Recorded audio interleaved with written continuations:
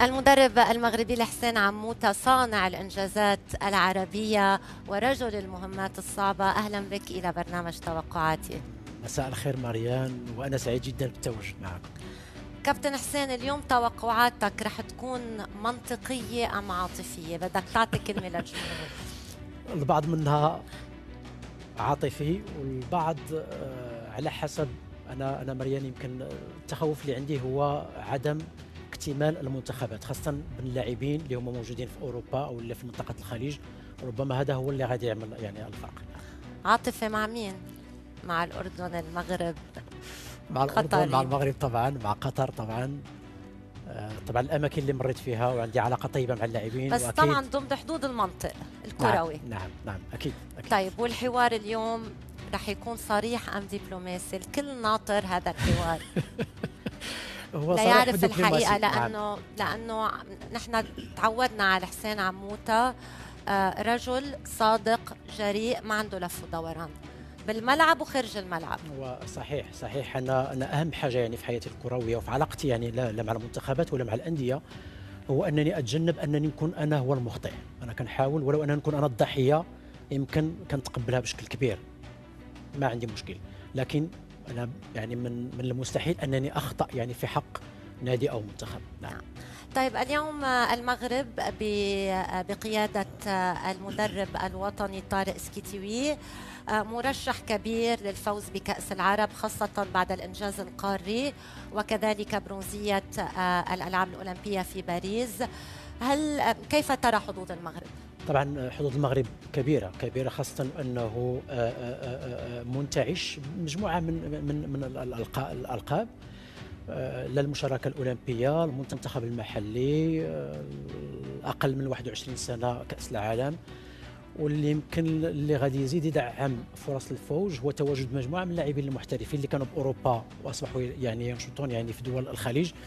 منهم الحارس المحمدي اللي رجع كان في الدوري السعودي، سايس الكابتن القدير صاحب الخبرة اللي موجود مع نادي السد، ومجموعة من اللاعبين يعني أبطال آسيا والسوبر كوب ديال أبطال إفريقيا اللي هما وليد الكارتي، لاعبين يعني موجودين مع البيراميدز، اكيد سيعززون. وبالتالي انا اظن حظوظ المنتخب يعني اوفر للفوز بهذه البطوله. على كل حال نسينا نبارك لك بالانجاز الكبير، فوز المنتخب المغربي بكاس العالم. الله يبارك فيكم. للشباب. الكره المغربيه في اوجها كابتن، وأنت بصمت على نجاح الكرة المغربية، ورئيس الاتحاد تحديدا السيد فوزي لقجع كلما تحدث عن هذا الأمر للإعلام إلا وذكر اسمك وربط اسمك بنهضة الكرة المغربية. برأيك ما هي عوامل هذه النجاحات المتتالية؟ هو الحمد لله أنه في الاتحاد المغربي يعني أعطينا واحد الأهمية كبيرة. أول حاجة تكوين المدربين. اليوم يمكن أصبحنا يمكن أول بلد يمكن عربي خاصة وإفريقيا بالخصوص أنه فاتحين مجال التدريب يعني والتكوين جميع يعني الدبلومات من الدي سي البي الاي البرو. وبالتالي التكوين عندنا احنا مستمر، وبالتالي يعني فيه تبادل الخبرات، فيه يعني استدعاء مجموعة من الخبراء العالميين الإفريقيين والعالميين يعني للمساهمة في تكوين يعني المدربين. بس اسمك دائم موجود الحمد لله. أنا من الناس يعني النشيطين اللي حطوا الأساس. انا من الناس النشيطين وكان يعني اشتغل يعني لان عندي انا دبلوم ديال اليت انستركتور كاف، وبالتالي انا تنساهم يعني في تكوين المدربين. طبعا هناك انتعاشه الاتحاد وخاصه يعني رئيس الاتحاد اللي هو فوزي لقجع، حتى هو يعني من الناس اللي هم اول حاجه مولوعين بكره القدم، اول حاجه لانه هو شغوف بكره القدم، وبالتالي العطاء دائما تكون يعني اكبر. المهم مريان هو انه تقريبا هذه الانجازات اللي ديال الكره المغربيه كلها جاءت عن طريق أو تواجد مدربين مغاربة، وهذا بالنسبة لنا احنا شيء جيد. فخر وطن. نعم. طيب كابتن، 14 منتخب سيخوضون الملحق التأهيلي، مباريات الملحق التمهيدي، ولكن 7 فقط على مسؤوليتك ستتأهل إلى النهائيات. بين سوريا وجنوب السودان من يواصل ومن يغادر؟ نتوقع سوريا.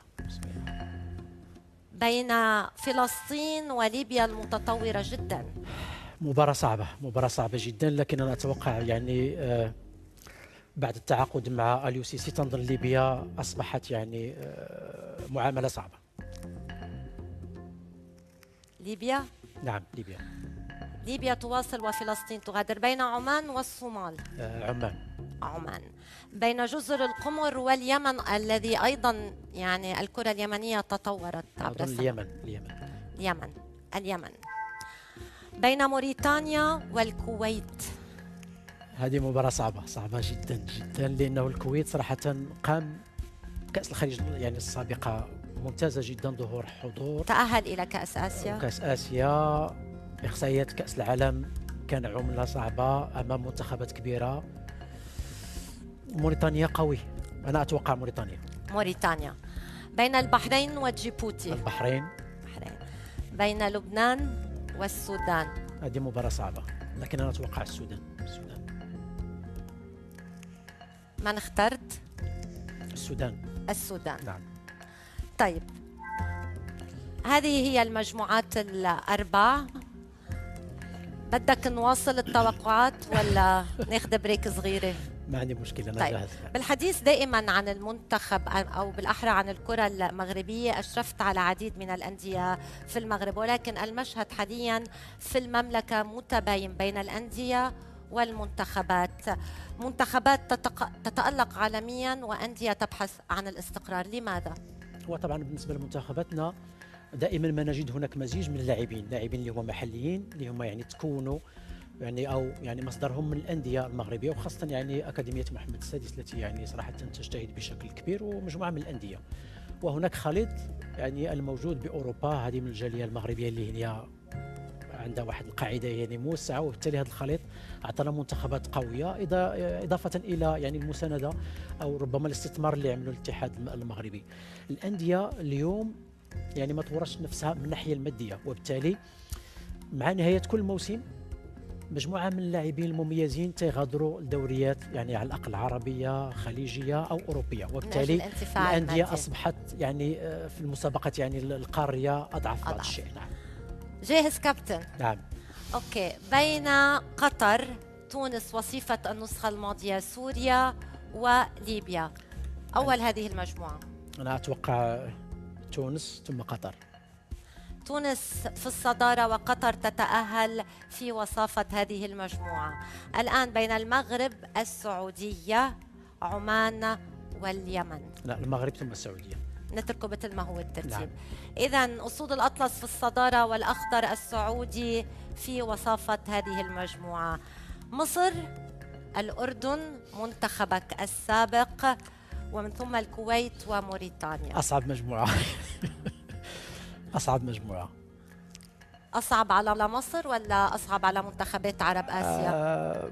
يعني الأردن يعني ستكون المهمة ديالته صعبة، لأنه مجموعة من اللاعبين المميزين، خاصة يعني موسى لن يكون حاضر لأنه باعتبار أنه موجود في أوروبا. بعض اللاعبين عامل درسك كوتش. نعم. محضر درسك منيح. محضر لأنه عارف. وبالتالي أنا حتى في المقدمة قلت على أنه بعض المنتخب إذا ما كانتش مكتملة، لانه هنا الفرق تتعمل بعض المرات في تواجد لاعبين او 3 أو 4 لاعبين غيعملوا لك الفرق. نعم. طيب، اول هالمجموعه بنحط الاردن. انا اظن مصر ممكن نقول مصر باعتبار انه كوكتيل من لاعبين اللي عندهم خبره وموجودين يعني في دول الخارج. طيب، الوصافه متردد كابتن؟ صعبه، المجموعه صعبه بقياده جمال السلامي رفيق صديقي. نعم طبعا. المنتخب اللي وصلت معه لنهائي كأس آسيا، ومنتخب الأردن المنتشي بالتأهل إلى كأس العالم. نحط الأردن ولو أنه صعبة لأن الإمارات فريق اللي هو جيد بعد، وموريتانيا بعد جيدين، عندهم منتخب قوي. طيب، بنقول الوصافة بالعاطفة هالمرة حتختارها؟ مصر. يعني بتعطي الأردن الوصافة. نعم. ولكن نعم. بعاطفتي. نعم. إذن الأردن تتأهل في وصافة هذه المجموعة. بين الجزائر، العراق الأكثر تتويجا في هذه البطولة، العراق الجريح، والبحرين ومنتخب السودان. أول وثاني هذه المجموعة. يمكن أنا نحط يعني الجزائر في الصدارة. نحط العراق في الصدارة ثم الجزائر. نعم، نحط العراق في الصدارة. الجزائر حاملة اللقب مع مجيد بوقرة. نعم، حاملة اللقب، لكن أنا أتوقع يعني العراق سيظهر يعني بمستوى جيد. أنا متوقع العراق، لأنه أنا متوقع ردة فعل العراق بعد يعني معاناة في هذه الإقصائيات. أنا أتوقع يعني ردة قوية. نعم. الأسد. نعم. الأسد سيعود في كأس العرب، يتأهل في صدارة هذه المجموعة والجزائر وصيفة. نعم. طيب، ما زالك حطيت العراق بالوصافة. صحيح تلقيت عرض لتدريب المنتخب العراقي خلفا لكاساس؟ وإذا صحيح لماذا رفض عموتة هذا العرض؟ طبعا هو اول حاجه اولا كنت ملتزم بعقد يعني مع الجزيره، ولو انه الجزيره يعني اعطى الدور الاخضر، لكن كان صعب انني ندخل في واحد المنافسه يعني في اخر المنافسه، لانه كنت غندخل على مباراتين امام كوريا والاردن. طبعا يعني كنت متخوف من الامور الفنيه، او ربما اذا صح التعبير من الاجواء الاداريه او المشاكل الاداريه التي تخيم حاليا او منذ سنين على الكره العراقيه. صح، كان هناك ضغط كبير وكلام كثير يعني من الجماهير ديال سواء جماهير الاردن، جماهير ديال العراق، الاعلام العراقي، وبالتالي تخوفي هو انني يعني التوقعات انني ما تكونش عندي ذيك اللمسه اللي هي مهمه، لانه كنت محتاج وقت اكثر، وبالتالي انا رفضت انني العقد، ولو انه لي الشرف الكبير، وانا كنت كلمت يعني الكابتن اللي هو صديق ويعني واخ كبير اللي هو عدنان درجال، واعتذرت منه يعني رسميا، وانا لي الشرف دائما انني ادرب منتخب كبير مثل العراق. طيب، كمان بنفس الفتره تقريبا قبل او بعد اذا ما خانتني الذاكره تلقيت عرضا لتدريب الادعم. نعم. بدلا من المدرب نعم. الحالي لوبيتي قبل اللجوء الى لوبيتيجي. نعم صحيح الاخبار ولا فقط صحيح. شائعات؟ لا صحيح. ما كنت حابب ترجع على بيتك؟ لا بالعكس، يعني تدريب المنتخب التاني. لا بالعكس انا كنت دائما مرتاح يعني في قطر، يعني والكل تعرف على انه كنت هناك مرتاح، وتدريب يعني شرف كبير انني ندرب يعني المنتخب القطري، لكن انا كنت ملتزم بعقد، وانت عارفي على انني انا من الناس اللي كنحاول انني نحافظ على علاقتي مع يعني الادارات، واينما تواجدت دائما قبل الخروج ديالي اما تيبغي دائما يكون خروج هادئ وفيه احترام وكذا، وبالتالي كان من غير الممكن انني يعني نغادر الجزيره في واحد الوضع في نهايه الموسم، خاصه انه كانت امامنا واحد المباراه النهائيه نصف نهائي ديال كاس رئيس الدوله وكاس اديب، وبالتالي كان من الصعب عليا اني نغادر. ندمان؟ يعني كأس العالم ما بتلبق غير لحسين عموتة. متى سنرى حسين عموتة مدربا في كأس العالم؟ يعني ضاعت فرصة قبل نهائيات كأس العالم ب 2022 مع المغرب بدلا للركراكي ومع العراق ومع قطر، وغادرت الأردن. يعني ما بتلبق لغيرك كوتش. طبعا ندمان اي عرض اكثر شيء ندمان انك ما والله العروض كلها ممتازه، تدريب منتخب المغرب، العراق والقطر، هذه كلها يعني هذه تشريف بالنسبه لي. طبعا جات هناك ظروف، يعني الظروف هي اللي حالت دون تواجدي مع المنتخب، لكن شوف الحمد لله انا عندي واحد القناعه شخصيه على اساس انه احترام الظروف، احترام اول حاجه الاريحيه النفسيه، ان الواحد اذا ما كانش جاهز انه يدرب يكون عنده خاطره موسع ويكون عنده الحماس والانرجي على اساس انه يدخل في واحد المشروع حتى يعني يؤدي بشكل جيد، فالواحد من الاحسن انه يتجنب وينتظر الفرصه، وان شاء الله ستاتي الفرص ان شاء الله. نواصل التوقعات بين تونس والسعوديه. تونس بقياده سامي الطرابلسي، والسعودية بقيادة أفضل لاعب بآسيا سالم الدوسري وثعلب إيرفي رينار. من يواصل ومن يغادر؟ أنا أعتقد تونس، لأنه ممكن السعودية أنها لن تشارك بالفريق الأول. أنا دائما عندي تخوف لأنه الموسم قبل موسمين ستشارك في الصف الأول، ولكن عانت في التصفيات، يعني تأهلت بشق الأنفس السعودية. تأهلت ولكن لم تكن مقنعة. بعدين سجل تونس رائع بالتصفيات، 28 نقطة وشباك نظيفة بتصفيات كأس العالم. أنا بس عم نشوف تونس. تونس الآن كلاسيكو إفريقي من العيار الثقيل بين مصر والجزائر، كلاسيكو إفريقي. نمشي لمصر. إذن مصر تتأهل إلى مربع الكبار لتضرب موعدا مع تونس، والجزائر حاملة اللقب تودع على مسؤوليتك كابتن. الآن قلبك انقسم هون، مغرب وقطر. صعبة. المغرب في مواجهة المنتخب القطري المتأهل إلى كأس العالم؟ يعني طارق، الجيل الذهبي للمنتخب المغربي والجيل الذهبي للمنتخب القطري، بين لوباتيجي الفكر الإسباني وبين طارق سكيتيوي الفكر المغربي. طبعا كان من المفروض أننا نتجنبوا يعني التورط.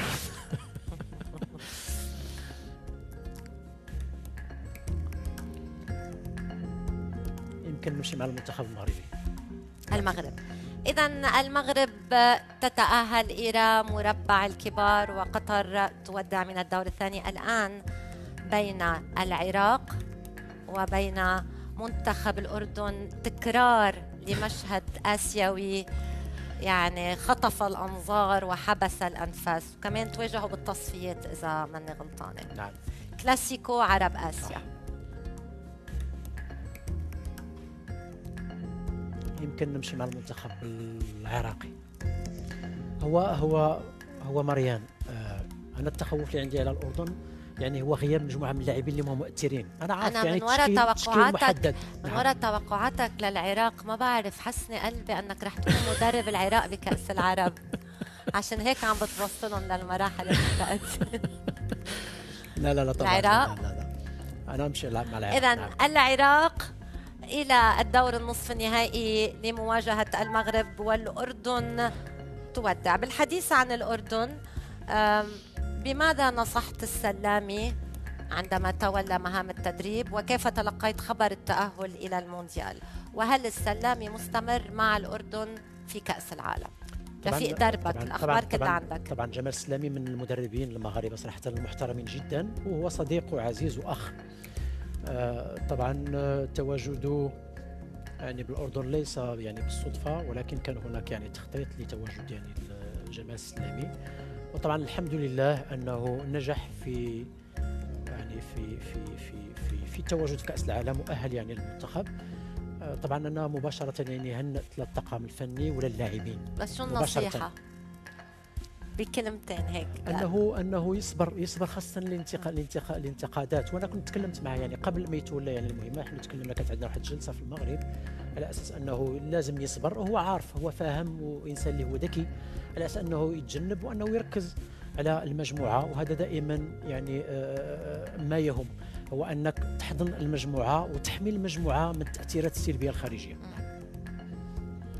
طيب ما جاوبتني، هل السلامي مستمر مع الأردن في كأس العالم؟ والله لا أدري، لكن أنا أظن يعني مستمر، باعتبار أنه يعني وجد الاستقرار، وجد التوليفة، لأنه جميع الجماهير العربية والاتحادات العربية هل هي يعني دائما ضحية العاطفة؟ يوم المدرب بيكون بطل قومي، بين عشية وضحاها، واليوم الثاني بيصير هو المشكلة وسبب الأزمة. وأنا أعتقد أنه الإخوان في الأردن، الاتحاد، تظن أنهم أكثر من أذكياء، على أساس أنهم يحافظوا على المدرب اللي كان وراء التأهل. نعم. نواصل التوقعات كابتن. بين تونس ومصر.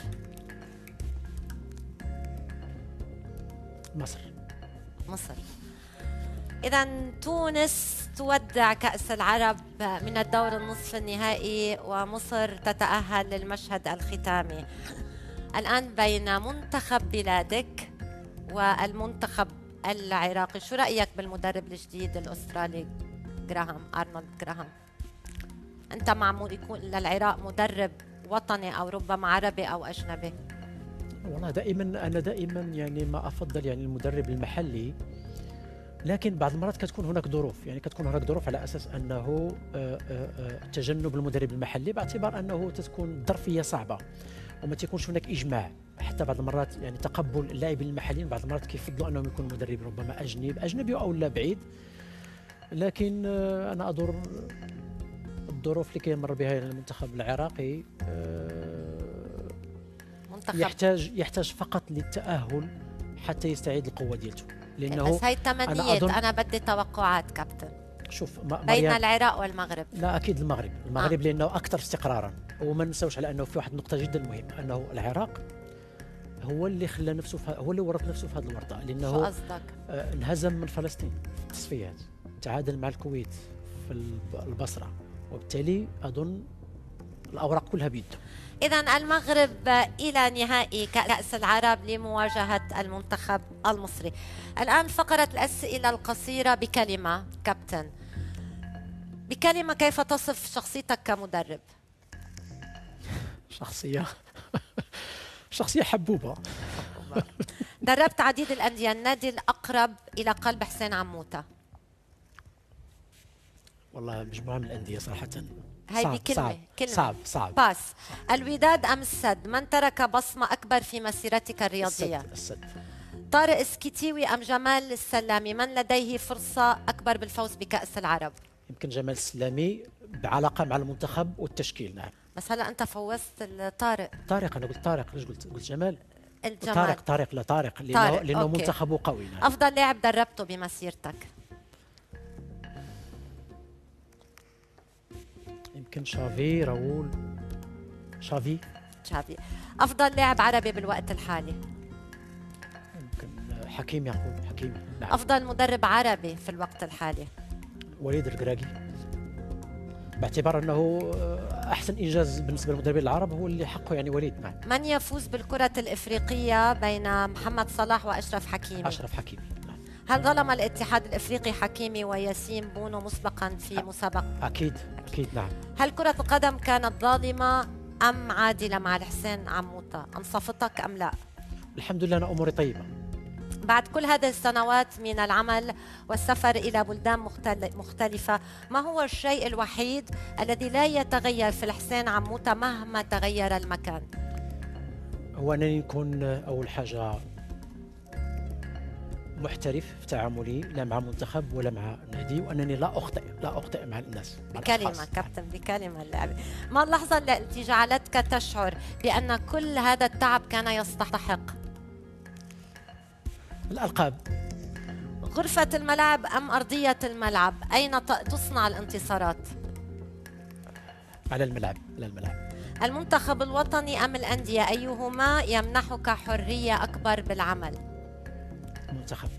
خلفان إبراهيم أم أكرم عفيف؟ صعبة هذه. أكرم اليوم هذا وقت أكرم، يعني هذا زمن أكرم، وخلفان إبراهيم كان يعني صراحة يعني مميز. جواب دبلوماسي. الآن كلاسيكو إفريقي من العيار الثقيل. الحلو بهالفينال أنه المدربين هن وطن يعني محليين، مدرب حلمي طولان والمدرب طارق. والحلو أنه ما شفنا عرب آسيا، مش الحلو يعني المحزن بالأحرى أنه أهلت منتخبين إفريقيين. مين سيفوز؟ أنا أتوقع المغرب. العاطفة وفيها قليل من العقلانية، لأنه الكرة المغربية منتشية، وهناك مجموعة للاعبين اللي موجودين في الدوري طموحهم أنهم ينتقلوا للخارج. مع بس المنتخب المصري سيلعب بمنتخب خاص. صحيح. يعني أصبح يلقب مش منتخب المحليين، منتخب كأس العرب. نعم. أنا أتوقع شوف بتواجد سايس، تواجد الحارس المحمدي اللي موجود اليوم يعني في الدوري المحلي، مجموعة من اللاعبين، الشيبي أحسن ظهير أظن في إفريقيا اللي موجود مع بيراميدز، وليد الكاتي، هذو أبطال آسيا، أبطال إفريقيا. يعني هناك مجموعة قوية عندنا المغرب. نعم. إذا المغرب تتوج بطلة لكأس العرب للمرة الثانية في تاريخها، ودائما على مسؤولية الكابتن حسين عموتة. مبروك للمغرب. كابتن، قبل ما نختم في فقرة سريعة كمان بكلمة أو كلمتين، لو أعطيتك ممحات أي لحظة من مسيرتك كمدرب بتمحيها بدون تردد؟ والله صعب. أنا استفدت من جميع بكلمة. صعب. لو أعطيتك آلة زمنية أي مباراة بترجع بتعيشها من جديد لتغير نتيجتها؟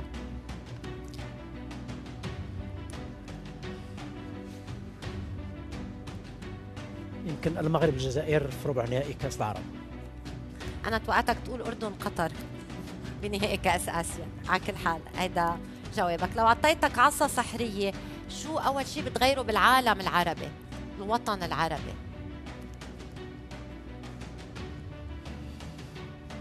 الحرب الحروب؟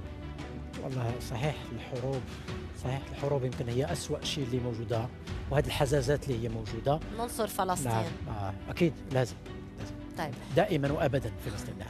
طيب آخر سؤال، لو أعطيتك بطاقة حمراء بوجه مين بترفع؟ لاعب، موقف، شخص، صديق، لاعب سابق، مدرب حالي؟ والله بالكرة لا، يمكن مناصرة لفلسطين نعطوها للكيان الصهيوني. الكيان الصهيوني. الكابتن حسين عموتة، يعني نورت